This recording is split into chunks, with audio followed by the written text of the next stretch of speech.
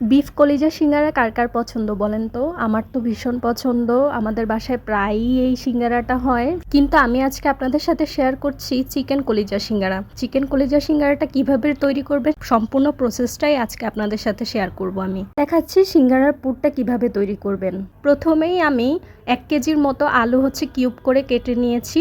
সাথে কিছু মটরশুঁটি দিয়ে হলুদ, একটু লবণ দিয়ে পানি দিয়ে সেদ্ধ করে নিচ্ছি। এবার আমি একটি প্যানে কিছু পেঁয়াজ কুচি দিয়ে দিচ্ছি, দিয়ে সেটাকে সুন্দরভাবে নেড়ে চেড়ে সাথে দিয়ে দিচ্ছি পাঁচফোড়ন।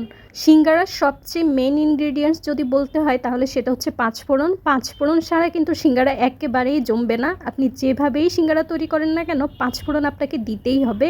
আর সাথে আমি কলিজা সেদ্ধ করে নিয়েছিলাম। কলিজা সেদ্ধ করে তারপরে সব ধরনের মশলাই আমি অ্যাড করেছিলাম। সেই মশলার পানিটুকু এখানে ভালো মতো কষিয়ে নিচ্ছি।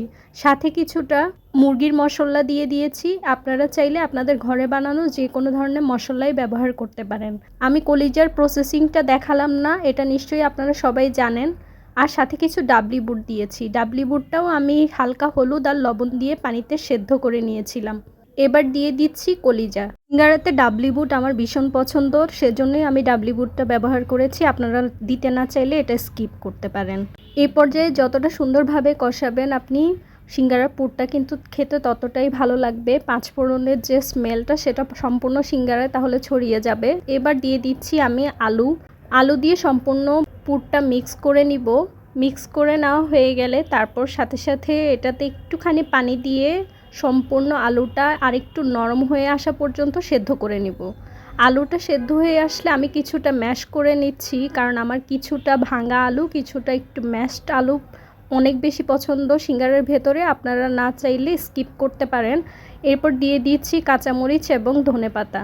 কাঁচামরিচ আর ধনেপাতা সবসময় শেষে দেওয়ার চেষ্টা করবেন, তাহলে সিঙ্গারার ভিতরে স্মেলটা অটুট থাকবে এই দুইটা ইনগ্রিডিয়েন্টসের।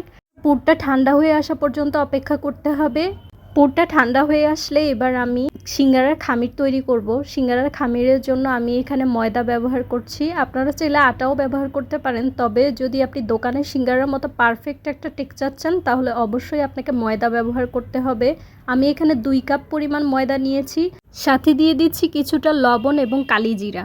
কালিজিরা দিলে কিন্তু সিঙ্গারার ভাজার সময় যে সুন্দর একটা স্মেল আসে না, এটা যদি পেতে চান তাহলে অবশ্যই কালিজিরা দিবেন।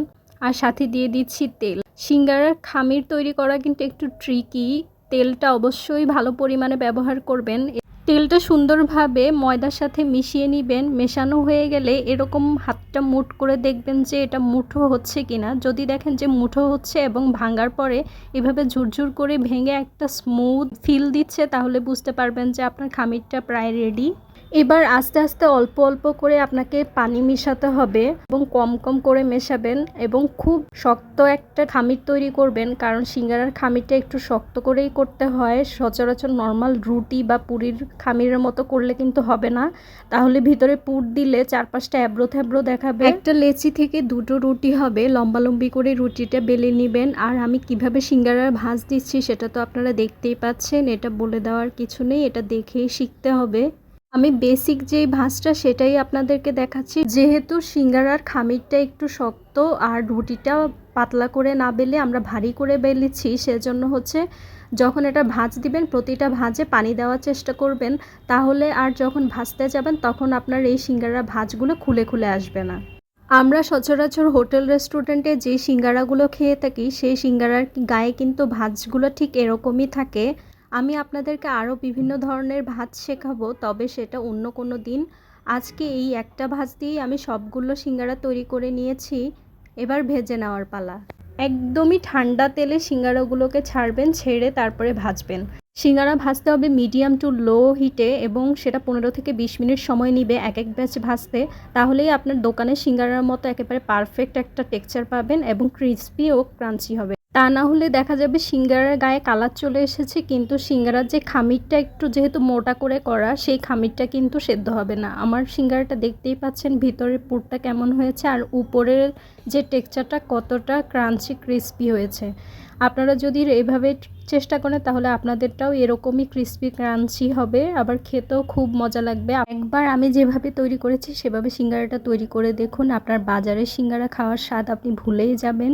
বাকি সিঙ্গারাগুলো আমি ডিপে ৩ থেকে ৪ ঘন্টা রেখে ফ্রোজেন করে নিয়েছি। আর আমার রেসিপিটা কেমন লাগলো সেটা অবশ্যই সুন্দরভাবে কমেন্ট করে জানাবেন। সকলকে ধন্যবাদ। আল্লাহ হাফেজ।